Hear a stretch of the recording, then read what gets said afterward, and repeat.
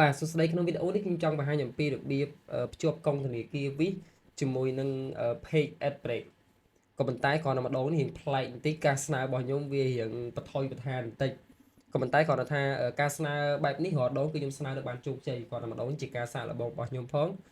ហើយជាការបន្ថយបន្ថានមួយផងជាមួយនឹងការតេស្តបង្ហាញក្បាច់ថ្មីមួយផងអូខេការស្នើនេះគឺស្នើបែបកូនកាត់ដែលគំរូនៃការស្នើហ្នឹងគឺខ្ញុំធ្វើតាមបង G1 ដែល page មុន2 page គឺខ្ញុំបានស្នើទៅជាប់ហើយវា approve 100%ក៏ប៉ុន្តែ page ម្ដងនេះគឺវាបន្ថយបន្ថានហើយវារៀងសាំញ៉ាំបន្តិចដោយសារ page វានៅជាប់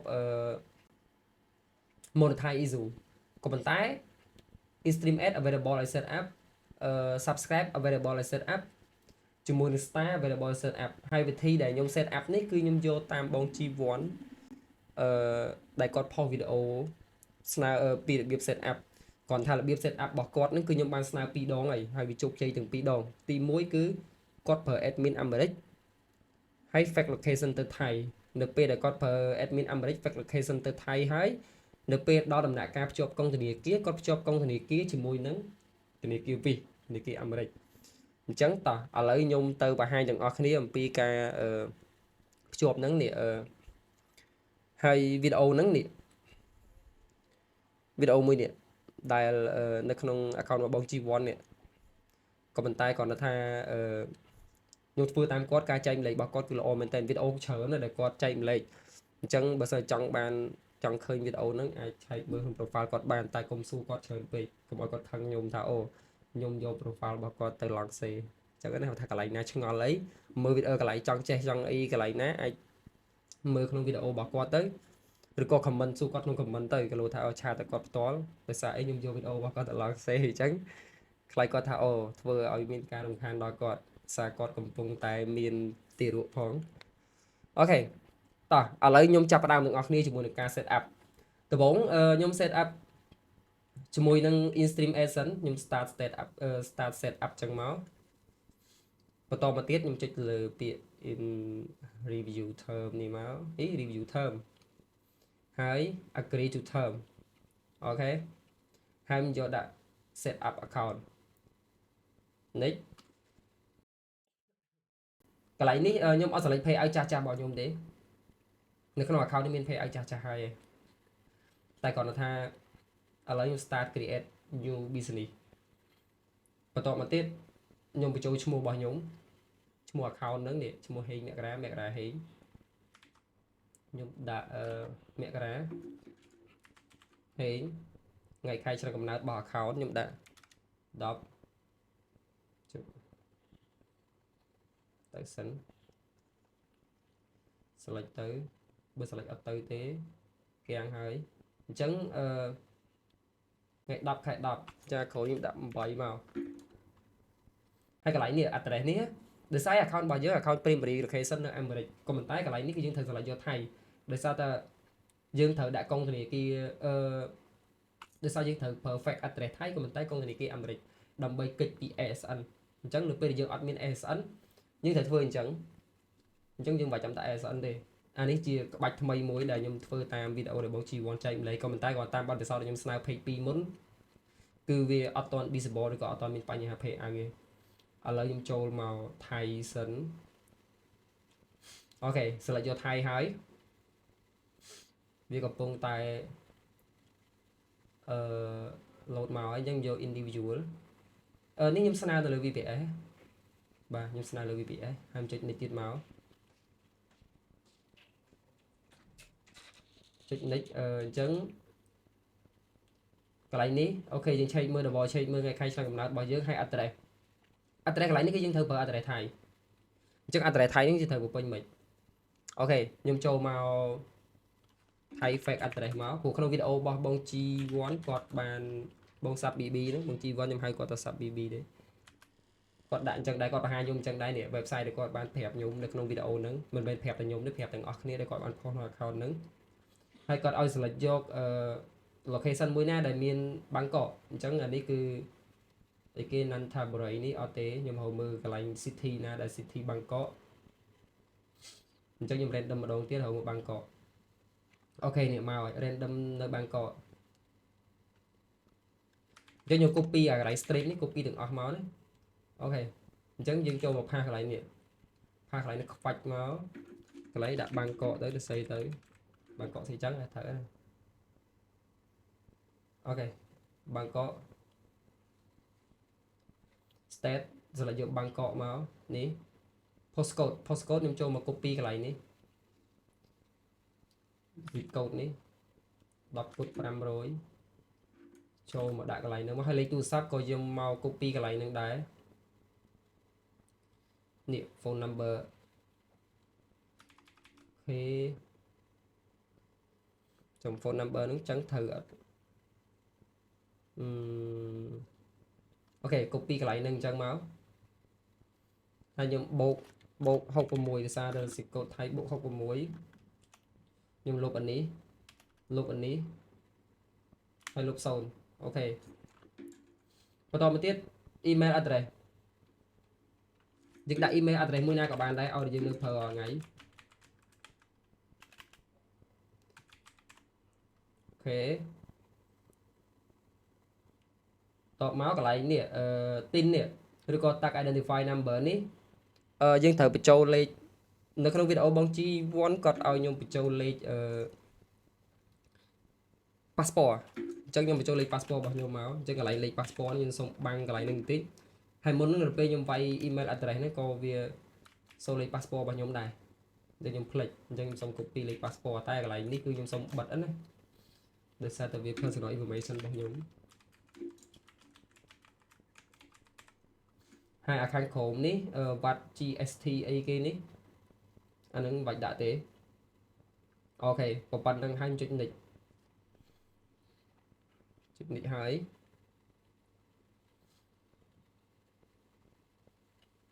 chắc cái lại nè link đo cái lại link bank account này đo cái lại link bank account nhung add công cái này kêu visual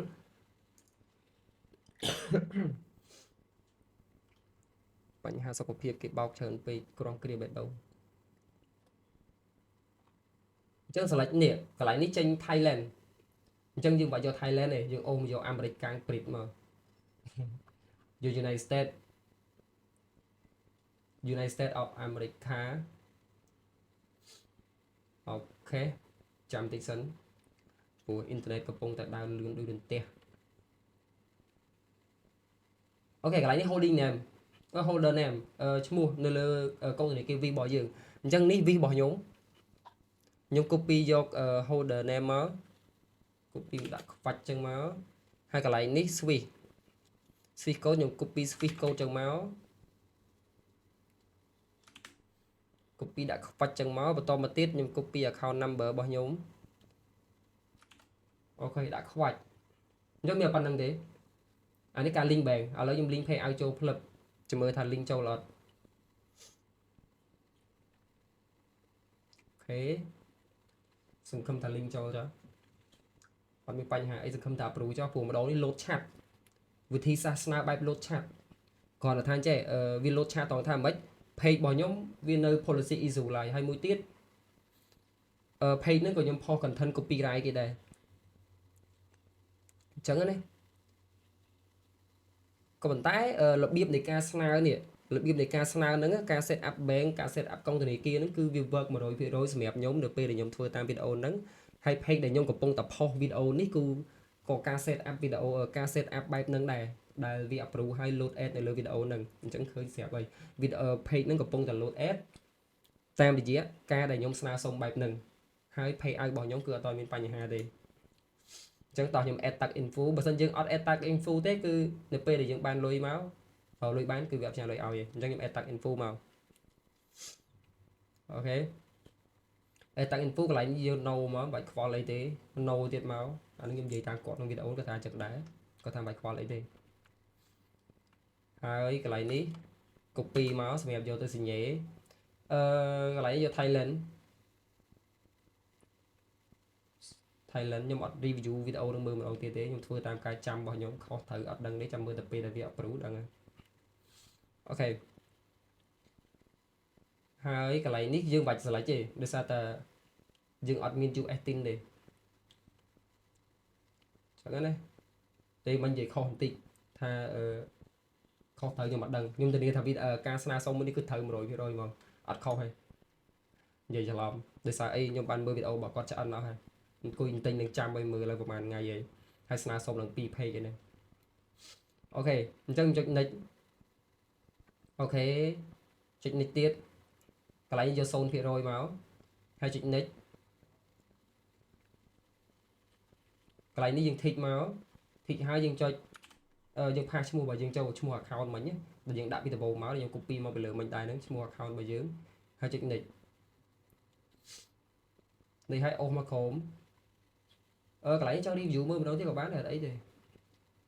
review ណាអាហ្នឹងតាមបេដូរបស់យើងឯងបើខ្ញុំមិនបាច់ចាំ review ទេព្រោះខ្ញុំធ្វើរាល់ដងខ្ញុំអត់ដែរ review ម្ដងនេះខ្ញុំ submit form ខ្វាច់ចាំមើលថា active អត់អូខេ submit complete ហើយយើងដានខ្វាច់អូខេ pay out ដានហើយអញ្ចឹងការ set up មានប៉ុណ្្នឹងហើយយើង submit for review ខ្វាច់មក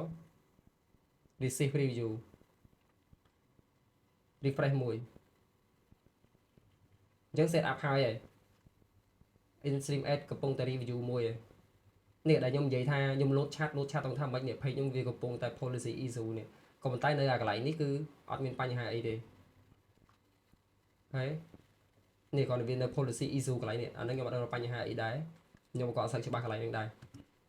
អញ្ចឹងឥឡូវខ្ញុំ set up ចូលហើយ set up ទាំងអស់ហ្នឹងបណ្ដោយទៅ subscription ខ្ញុំមិនបាច់ចាំបង្កើត pay out ថ្មីទេខ្ញុំ add ចូលទៅ pay out ដែលខ្ញុំទៅបង្កើតមិញហ្មងទៅនេះsubscribe bug អីគេនេះអញ្ចឹងតម្លៃចង់ដាក់99រៀលក៏បានដែរដាក់ឲ្យណានៃហ្មងទៅឧទាហរណ៍ថាបាយ99 cent ក៏បានដែរ you want about to change this one you submit review monthly amount subscriber will be charged ឥឡូវយកដល់យើងហ្មងឲ្យថ្លៃទេព្រោះគ្មានបណ្ណាមក subscribe យើងទេចង់យកដល់99រៀលក៏មិនអីទេអូខេ10រៀលមកទៅហើយខ្ញុំ set up account ហើយចុច next ខ្ញុំ select pay out នេះឈ្មោះមករាហេងនេះដែលខ្ញុំបានបង្កើតមុនហ្នឹងហើយចុច next ហើយខ្ញុំ link ជាមួយនឹង pay out method confirm pay out method នោះអត់ទៅ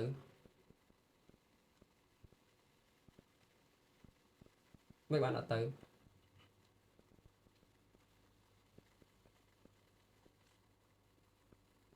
ឡូវ confirm pay out method អត់ទៅខ្ញុំ refresh មួយ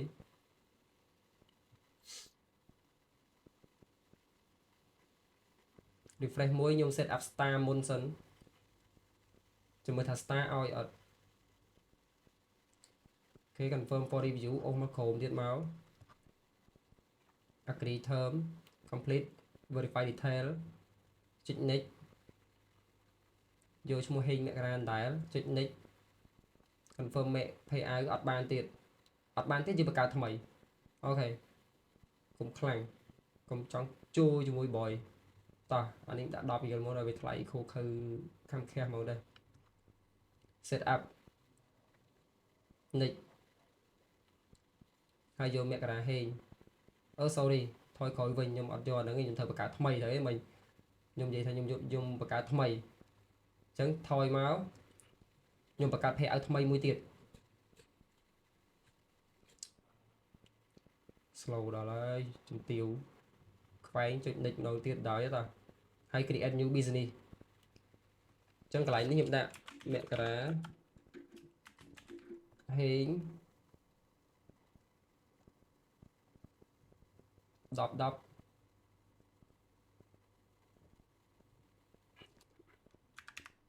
sorry អូថ្ងៃខែឆ្នាំកំណើតនេះប្រហែលជាខ្ញុំបិទដែរថ្ងៃខែឆ្នាំកំណើតហើយយកថៃ location យើងយកថៃទៅដែរដោយសារតែយើង fact location ទៅថៃអូខេคนไทยនេះដាក់คนไทยនឹងមកហើយកន្លែងនេះយក individual ទៅដែរចុច next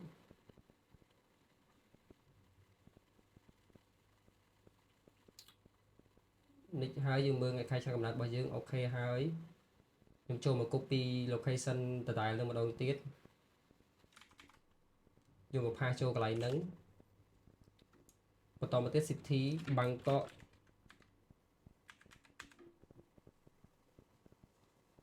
state Bangkok postcode ដូចជា 10/500 មិញនេះហើយលេខទូរស័ព្ទយើង copy លេខនឹងមកទាំងអស់នឹងមកបូក66ហេ mail ដាក់ email មួយណាដែលយើងនៅប្រើរហូតដល់សប្តាហ៍ថ្ងៃហើយនឹងpassport កន្លែងនេះគឺខ្ញុំសុំហើយ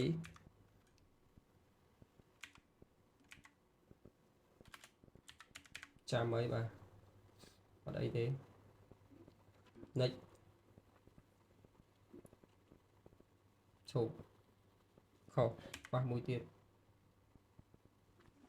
ជប់សុំងើបបន្តិចខ្ញុំភ្លេចលេខ passport ហើយ និចខ្វាច់មក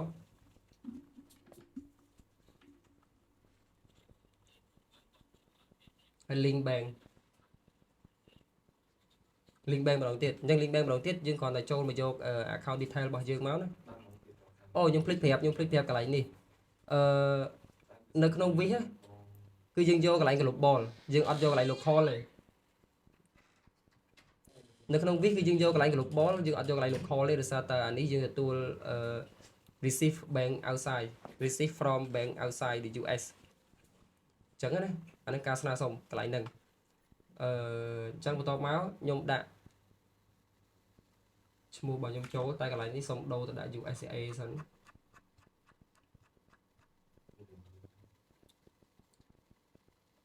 សូមបកមកក្រោយតិចវិញដោយសារតែកន្លែងនេះយើងប្រើ location ថៃយើងមិនមែនប្រើ location អាមេរិកទេអញ្ចឹងបានយើងត្រូវ change ត្រូវដាក់វាមកកន្លែង outside the US តែបើសិនយើង inside យើងមាន ASN យកទៅ submit អញ្ចឹងគឺយើងអាចប្រើ inside US បានអូខេនេះខ្ញុំស្ដាប់តាមអ្វីដែលគេប្រាប់ដែរទេនៅក្នុងវីដេអូដែលគាត់ប្រាប់មកហ្នឹងអញ្ចឹងបើសិនធ្វើតាមគាត់ខុសត្រូវអីជាស្រ័យគាត់ថាបញ្ជាក់បន្តិចថាខ្ញុំបាន submit តាមគាត់នឹងជោគជ័យ2 page អីអូខេអញ្ចឹងខ្ញុំចូលមក copy Swift code ដាក់បន្តមកទៀត account number ដាក់មកខ្ញុំ link plug អូខេបាត់ confirm ទេធម្មតាមនុស្សតែច្បាស់ចុចយកចឹងមកបើថាមើលអត់ទាន់ទេអាចចូលទៅក្នុងវីដេអូរបស់ខ្ញុំដាក់ speed ឲ្យ slow ក៏បានបើថាយើងធុញនេះអាចលឿនក៏បានដែរអូខេឥឡូវខ្ញុំ add tag info ចូល add tag info មក info មកយក no next ពីនេះមកកន្លែងយក Thailand តៃឡង់នៅណាចេះនេះហើយ next ទៀតទៅ next ទៀតមកកន្លែងនេះយក ថៃឡង់ហើយ next អូមកក្រោមផាសមួយដាក់ឈ្មោះយើងណាដាក់ឈ្មោះ account របស់យើងហើយយើងដាក់ ធីកកន្លែងនេះ next plug ហើយ submit អូខេហើយ done យើង submit ឲ្យ2ហើយ done submit for review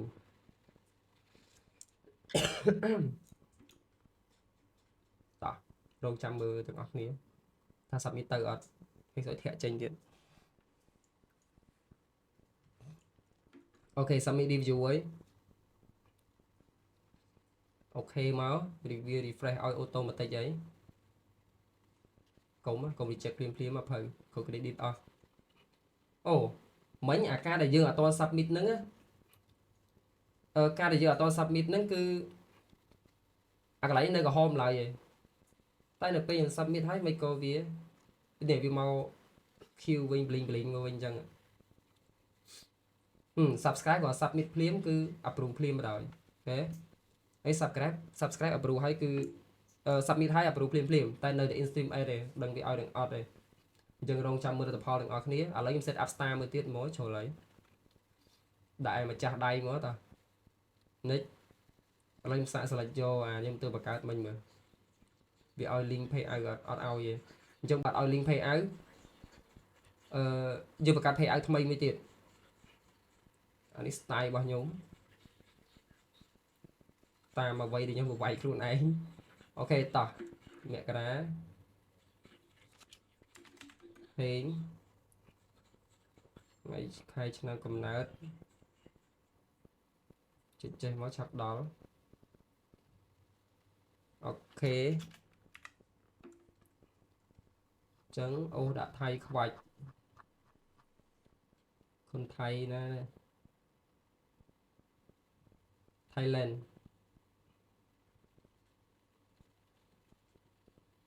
បាទវាក្នុងវីដេអូនេះគឺខ្ញុំបង្ហាញពីការស្នើសុំឬក៏ការ set up ដដែល3ដងអញ្ចឹងជឿជាក់ថាប្រហែលជាអាចធ្វើបានព្រោះវិធីសាស្ត្រនេះខ្ញុំធ្លាប់ជោគជ័យឥឡូវជោគជ័យមួយជោគជ័យពាក់ព័ន្ធជាមួយនឹងការស្នើទៅលើស្នើលើអី subscribe មិញគឺ approve ហើយគាត់ស្នើភ្លាម approve ភ្លាមហ្មងអត់មានចាំស្អែកទេអញ្ចឹងឥឡូវខ្ញុំ set up star មួយទៀត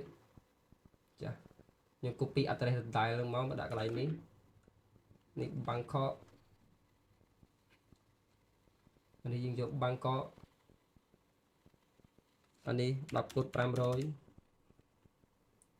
លេខទូរស័ព្ទ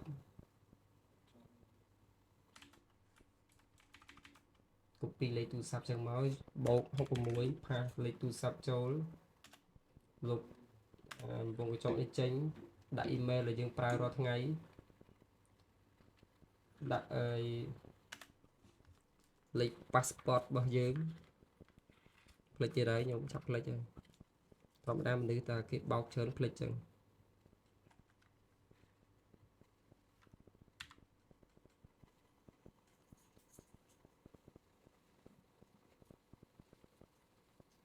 អូខេហើយចុច tick កន្លែងនេះមកហើយចុច next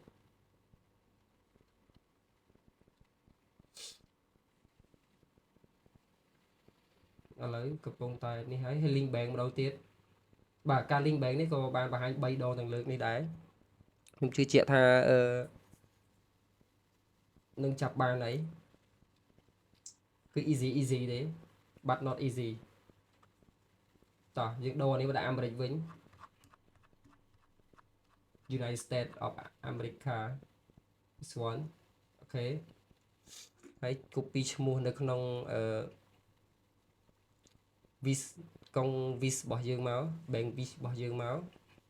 ត្រៀមចាំដាក់កន្លែងនេះអូខេយើងដាក់ខ្វាច់មក copy account number ខ្វាច់មកចង់កៀងព្រោះ VPS ខ្ញុំយើងលួយដែរតោះហើយ copy Swift code មកដាក់មកហើយ link មកទៅ link account ចូលមកទៅអូខេគឺ easy ទេសាមញ្ញងាយស្រួលខ្ញុំធ្វើដល់ start ឯនេះ3 page តែគ្រាន់តែមួយ page នេះធ្វើឡើង3ដងស្មើនឹងខ្ញុំធ្វើនេះហៅ 3 in 1ណាអូខេតោះឥឡូវយើងចូលមក no ទៀតមក no ទៀតហើយកយកកន្លែងនេះយក Thailand คนไทย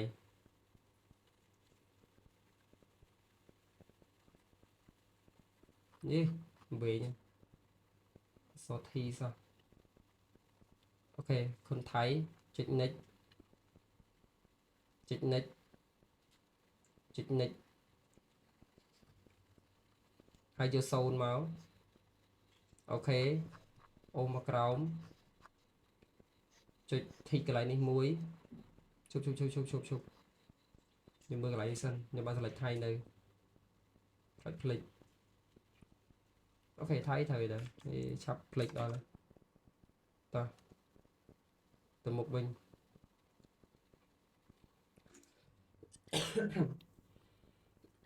ចឹងយើងធីកន្លែងនេះហើយយើងផាឈ្មោះរបស់យើងចូលមកមករាហេងហ្នឹងអូខេអញ្ចឹងចាំមើល star វា approve ទៀតអត់ star ដូចខ្ញុំដែរ review ផងដាក់ដល់ approve ភ្លាមហ្នឹងអូខេ done done done submit for review ក្បាច់ហើយអូខេយើងចាំមើលថាវា approve អត់អូខេ star approve ហើយ star ដាក់ដល់ approve ហ្នឹងអត់មានអីត្រូវសាំញ៉ាំច្រើនផងអញ្ចឹងតោះយើងមកមើលម្ដងទៀតយើងមកមើលថា Instant Ad យើងធ្លាក់ដល់កម្រិតណាហើយនេះ Instant Ad នៅ review ឡើយទេគាត់ថាចេះតែពិតវីដេអូនេះខ្ញុំចង់ផុសនៅពេលដែលវា approve ខ្ញុំកាត់បន្តបញ្ចូលគ្នាហ្មងវា approve ឬក៏ reject អញ្ចឹងណាក៏ប៉ុន្តែដោយសារតែឥឡូវវាយ៉ាងហោចណាស់ក៏វាបាន approve subscription មួយដែរព្រោះ subscription នៅពេលស្នើអត់ដងគឺវា review សិនវា review ជាមួយនឹង Instant Ad ហើយនៅពេលវា approve ចូលតែ approve ទាំងពីរហ្មង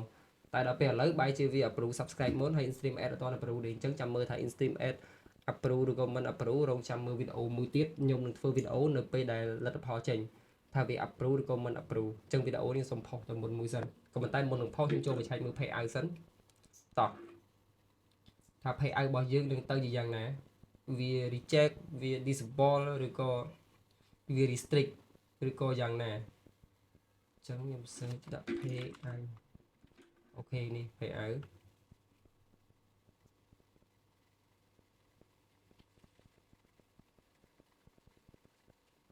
នេះ pay out អត់អីទេ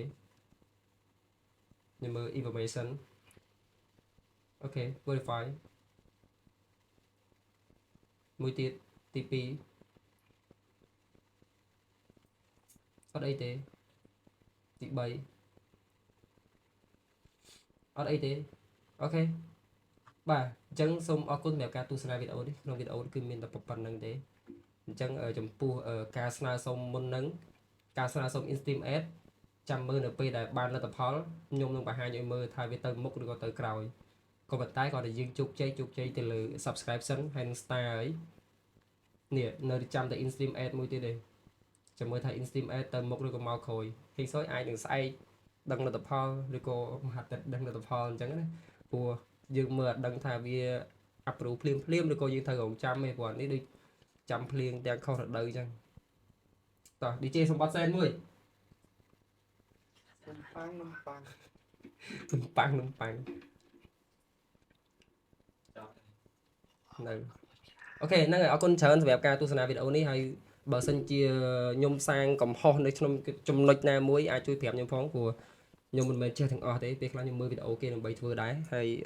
មួយទៀតអ្វីដែលខ្ញុំបានធ្វើនេះគឺគ្រាន់តែក្នុងន័យចែករំលែកទេអត់មានចង់បានអីមកវិញទេអូចង់បានដែរចង់បានអ្នក view វីដេអូច្រើនហើយបាន click ad ដល់លុយបាន